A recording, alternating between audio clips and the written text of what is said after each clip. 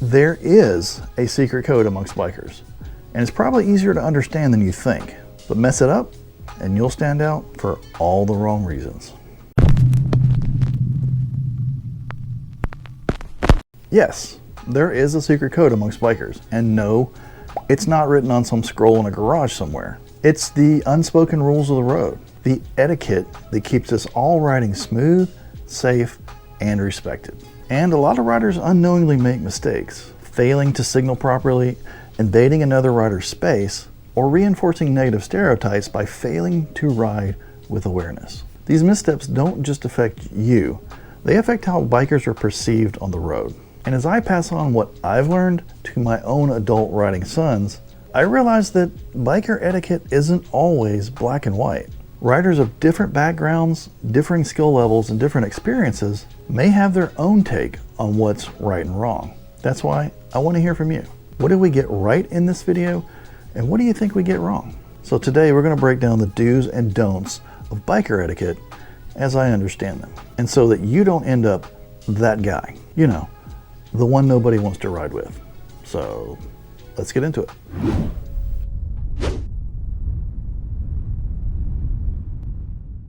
Ah, the biker wave, our secret handshake, our nod of respect, our way of saying, hey man, nice ride, stay safe out there. It's a simple gesture, but there's a lot more to it than just sticking your hand out like you're hailing a cab. Let's break down the wave, the do's and don'ts, and of course the people who somehow managed to mess it up. This right here, the two-finger low wave, that's the classic. It's subtle, it's cool, and it lets other riders know you're part of the community. If you've ever seen two bikers pass and do that little low hand two-finger wave, congratulations. You've just witnessed one of the oldest traditions in motorcycling. Now, if you're new, you might panic the first time this happens. Do I wave back? Do I nod? Do I throw a shaka sign? What do I do? Just relax. A simple two-finger wave down low is perfect. Some say the two fingers represent keeping both wheels on the ground. Others say it's just a relaxed, effortless way to acknowledge another rider without making it weird. Or if you've ever been that noob that raises their open palm trying to do a normal everyday, hi, how you doing? Then you know sticking your palm out in the wind like that at any reasonable high rate of speed might have you visiting the orthopedic surgeon for a tear in your rotator cuff. Either way, the classic low wave is your go-to. Please, don't overdo it. No need to salute or bow or wave like you're signaling a plane to land. We're bikers, not traffic cops. Now, if you're the kind of person who likes to keep it extra chill, there's always the nod, a simple head tilt that says, yeah, I see you, respect. This is especially handy if you're in a situation where taking your hand off the bars isn't the best idea, like mid-turn or in heavy traffic, or while desperately clutching your bike at a red light on an incline, praying you don't stall. Yeah, we've all been there. All right, so who gets the wave? Here's where things get a little controversial. Do you wave at all riders? Sport bikers, cruisers, adventure bikes, scooters? Here's the deal. Some riders only wave at their kind. Cruiser guys wave to cruiser guys, sport bike guys wave to sport bike guys, Harley guys may only wave at other Harley guys, and nobody waves at scooters. Personally, I wave to everybody. Two wheels is two wheels, and we're all out here just trying to enjoy the ride. But let's be real, some riders are a little selective. There are times when waving is just not a good idea. Like when you're in the middle of a sharp turn or clutching for dear life in stop and go traffic, or maybe trying to keep your bike upright in heavy crosswinds. If you can't wave, don't stress. No one's out here keeping score. If you miss one, don't worry. Nobody's gonna revoke your biker card. I've been sitting in a red light with the clutch in or just off in my own little headspace more times than I can count. And I've completely ignored the bikers who waved at me. You know, I bet they're still out there somewhere just shaking their head, utterly crushed with disappointment. You know, come to think of it, that guy on the Triumph didn't wave back to me on Highway 50 last Tuesday. Yeah, no one does that. The truth is, not everybody's gonna wave at you or wave back to you. I mean, we just got back from Bike Week and nobody waves at Bike Week. It's one of the things about Harley Bike, or about Bike Week. There's so many bikes, nobody waves. I mean, it makes sense. You would never bring your hand down. Which brings me to the snub. Ah yes, the dreaded wave snub. You throw out a friendly wave and the other rider just stares through your soul like you don't exist. What's up with that? Well, it could be several things. They didn't see you, they were zoned out, they were too busy handling their own bike, or they're just too cool to wave. It happens. If someone doesn't wave back, don't take it personally. Maybe they were concentrating. Maybe they don't believe in waving. Or maybe they just hate joy. Either way, don't let it ruin your ride. And then there's this guy, the new rider who waves like he's running for mayor of Bikeland every single bike.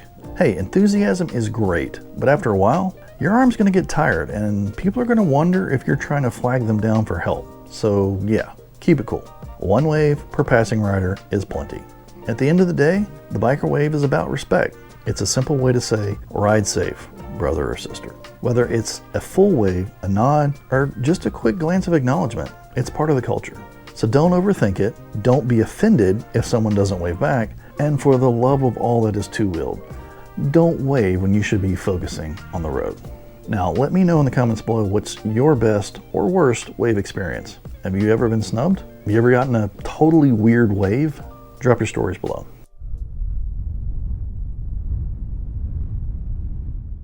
Group rides are awesome until they're not. If you don't follow some basic etiquette, a group ride can turn into a rolling disaster. There's nothing like hitting the road with your crew, feeling like a two-wheeled wolf pack. But here's the thing, group riding isn't just a free-for-all. There are rules, unspoken codes, and yes, ways to absolutely be that guy. The one everyone secretly wishes would just go ride solo. So let's go over some group riding etiquette to make sure you aren't the reason everyone else is gripping their bars in fear. First things first, staggered formation. This is group riding 101, the golden rule. It keeps everyone visible, gives space for maneuvering, and it prevents your buddy's exhaust fumes from directly blasting your face the entire ride. The lead rider stays to the left, the next rider is slightly behind to the right, and so on. It's not complicated. Yet somehow, some riders still treat it like an interpretive dance, zigzagging all over the place. Don't be that guy. And don't ride directly side by side like you're in a buddy cop movie. Why?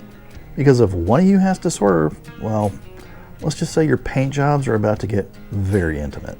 Stick to the stagger and don't turn the ride into a game of guess where I'm gonna go next.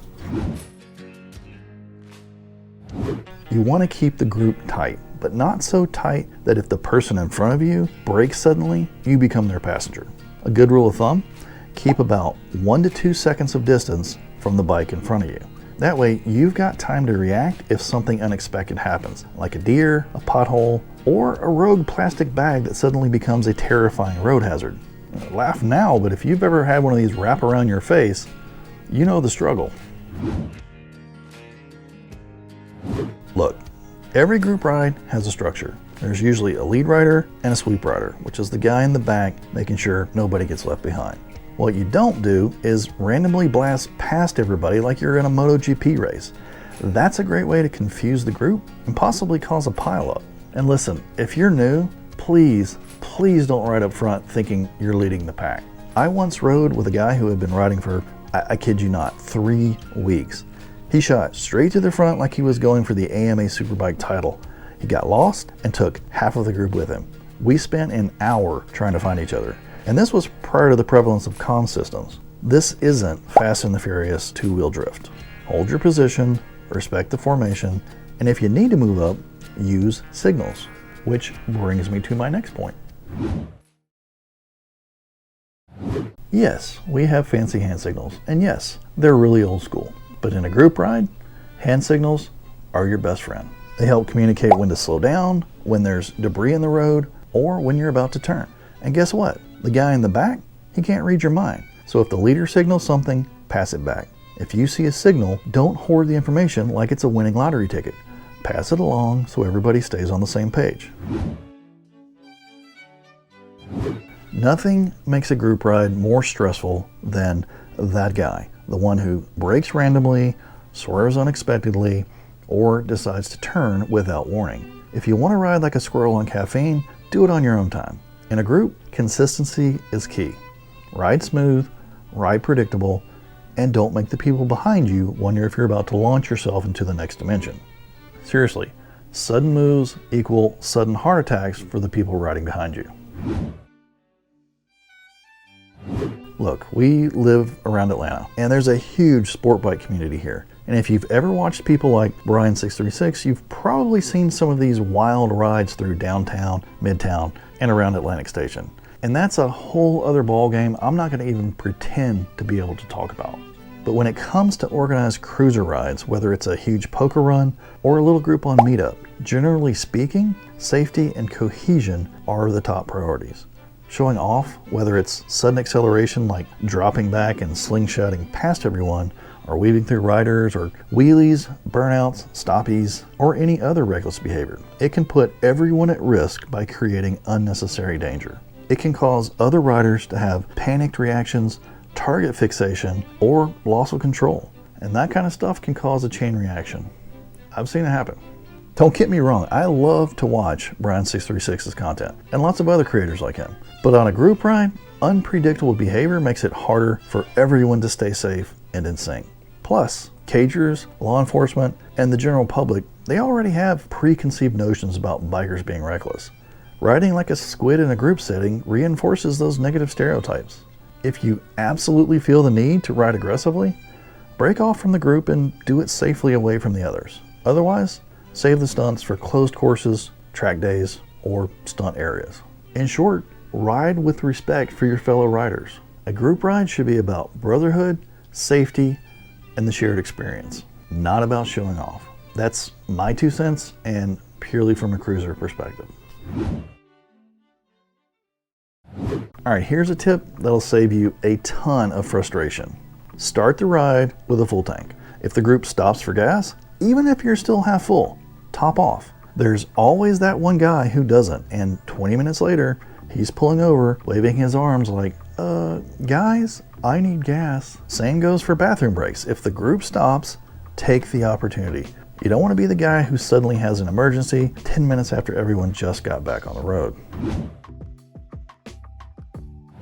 And look, there's no shame in riding at your own pace. But if you know you're the slowest in the group, don't try to prove something by riding up front and slowing everyone else down. Stick toward the back where you can go at your own speed without messing up the rhythm of the ride. We all love a scenic ride, but if everyone's rolling at 65 miles per hour and you're puttering along at 45, the only thing you're sightseeing is a growing line of frustrated bikers behind you.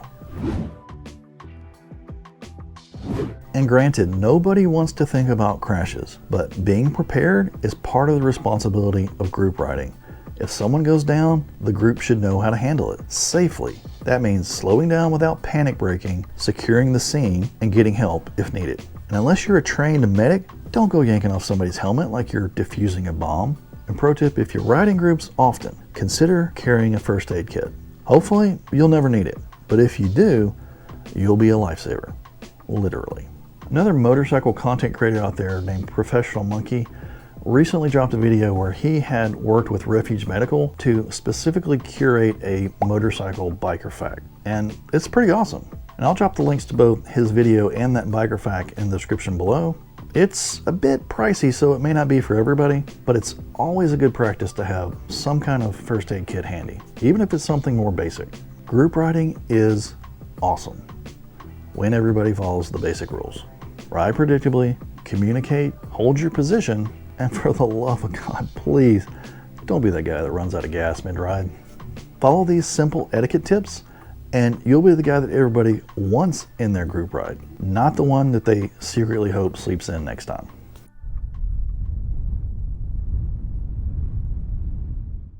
Yeah, I know, we touched on this when we were talking about group rides just a second ago, but it bears re-emphasizing by itself because it's one people forget.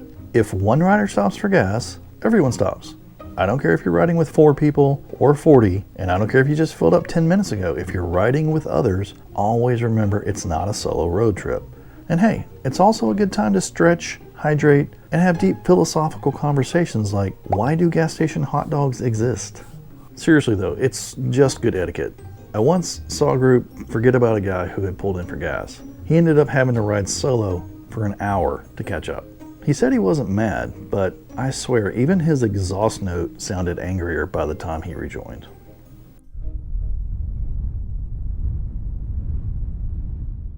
This one is simple. If you see a biker pulled over, slow down and give a thumbs up. If they give a thumbs up back, they're good to go. If they shake their head or look panicked, that's your cue to pull over and help out, even if you're in your car. We had a breakdown once and a fellow rider stopped to help us.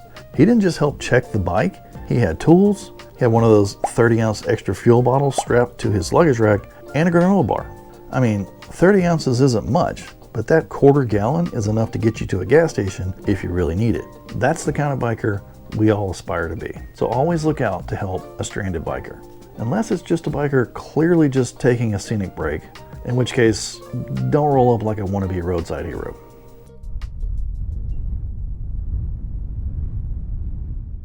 All right, this one is critical. There's an unspoken but universally understood rule in the motorcycle world. You don't touch another rider's bike without permission. It doesn't matter if it's a $30,000 custom Harley, a stripped down bobber, or a well-loved beater with duct tape holding all the parts together. That bike is somebody's pride and joy. Treat it like you would someone's girlfriend, or their dog, or their extremely fragile ego. Look, don't touch. Motorcycles are sacred. That's like picking up somebody's baby without asking. Actually, it's worse because people like when you hold their baby. But if you sit on somebody's custom Harley without asking, you might get a wrench thrown at you. Look, I get it. You see a beautifully polished machine in front of you and suddenly your hands start to get all grabby. But keep them in your pockets. Running your fingers along someone's tank, flicking their switches, or worst of all, sitting on the bike without asking, that's biker blasphemy. You might get a look that says, do you have life insurance? If you're dying to get a closer look, just ask. Most riders are happy to talk about their bikes, what mods they've done, how it rides, or how much money they've sunk into it while telling their spouse it was just a little upgrade. But if you just waltz up and start fiddling with their controls, don't be surprised if you get some strong words thrown your way. This one I see people doing all the time and it really grinds my gears, literally. So I'm going to reiterate it. Sitting on another rider's bike without asking is like getting into someone's car and adjusting their seat and their mirrors and their radio settings, but it's worse. Why? Because a bike is personal. It's been adjusted just how they like it. And if you drop it, oh buddy, I hope you've got a really good apology speech and a fat wallet because you just bought yourself some very expensive repairs. One time I saw a guy at a dealership meetup hop onto a guy's Ducati like it was a frickin' rental scooter. The owner came flying out of the shop, saw what was happening, and let's just say that other guy didn't hang around for very long. Moral of the story is, if it ain't your bike, keep off the seat. Another weird thing I see is people treating motorcycles like furniture. It's not a bar stool. It's not a handrail. It's not your personal leaning post. You might not realize it, but resting your weight on a parked bike can actually make it tip over, especially if it's on a softer surface or if the kickstand isn't perfectly stable. And if you're leaning on a bike with custom paint, congratulations. You just added your denim rivets to a $5,000 paint job. That's how friendships end, people. And even if you're just looking, keep a respectful distance. Nobody wants a stranger breathing all over their chrome or leaving fingerprints on their freshly waxed tank, or standing so close that it feels like they're about to steal it. Give a couple of feet of space. You wouldn't walk up and stand nose to nose with somebody in an elevator, so don't do it to their bike either. To sum it up, bikes are personal. They're not public property, and they definitely are not jungle gyms. If it's not yours, don't touch it without asking. It's that simple. Treat other people's rides the same way you would want them to treat yours, and you'll get along fine in the motorcycle world. Now, if you've got a horror story about somebody disrespecting your bike, drop it in the comments below.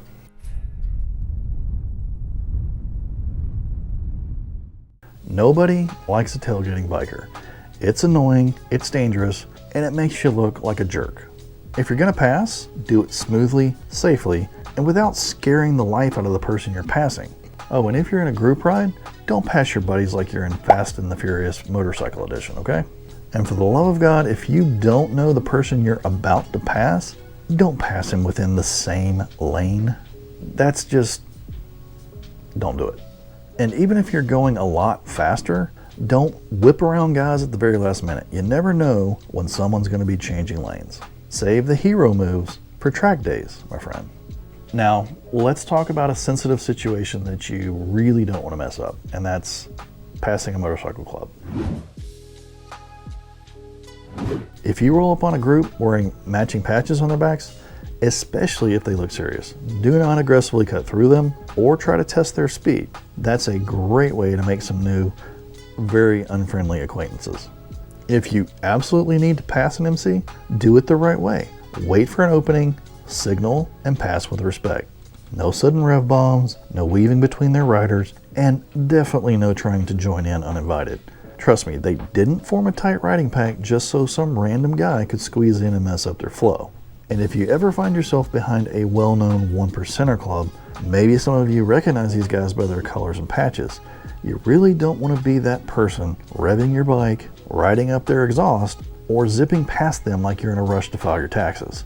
Just give them space, ride respectfully, and nobody will have to exchange, let's say, strong words at the next gas stop. Basically, when it comes to passing other riders, whether they're solo riders, group rides, or an MC, the rule's simple. Don't be a f***ing tool. Pass safely, be respectful, and nobody gets the side eye at the next stoplight.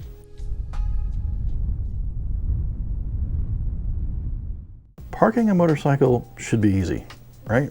Just pull up and shut it down. But somehow, some riders still manage to mess this up. Let's go over a few key things to keep in mind so you don't become that guy at the meetup, gas station, rest stop, or bike rally. When parking with other bikes, line up properly. This isn't a Walmart parking lot where you can just dump your bike wherever you feel like it. Don't angle in a weird way, taking up 3 spots like your bike needs personal space. I once saw a guy park diagonally across 3 spots. His own group made him repark. The shame was real, folks. Keep it tight, park at an angle only if absolutely necessary, and most importantly, don't block anyone in. If you park like a jackass, expect some passive-aggressive helmet shaking from other riders. On the flip side, if you roll up to a bike night or a meetup, park with the group. Don't be the loner that parks 50 feet away like you've got some kind of parking phobia. Being part of the community starts with literally being part of the community. Unless you want people to think you've got social anxiety, just park like you belong. Again, I've never been in an MC, but I've also never had any negative run-ins or trouble with one either, out of all the many bike weeks we've been to over the decades. So if you pull into a spot where a motorcycle club has parked, don't just squeeze into any gap without thinking. Many MCs have their own parking setup, leaders in front, club members in formation, and no random bikes in between. If you're not sure, just ask. Trust me, asking is way better than having someone ask you to move in a less polite way later. If you're uncomfortable asking, just park somewhere else and avoid the open question altogether. That sounds like common sense, right? You'd think so, but I've seen riders park smack in front of a gas station door like they own the place. Pro tip, if your bike is stopping an 80-year-old grandma from getting into the store, you parked wrong. Also, don't be the guy who parks so close to another bike that they need a 3-man team to maneuver their way out. Leave some space, enough so that the other rider can actually get on their bike without doing an awkward limbo move. And that also means plenty of room for them to lean it up off the kickstand into an upright position. Here's another pro tip. When possible, back your bike into a parking spot. That way, when it's time to leave, you can just pull out instead of doing a 19-point turn like some confused teenager at a driving test. Trust me, nobody looks cool trying to awkwardly walk their bike backward out of a tight space in front of an audience.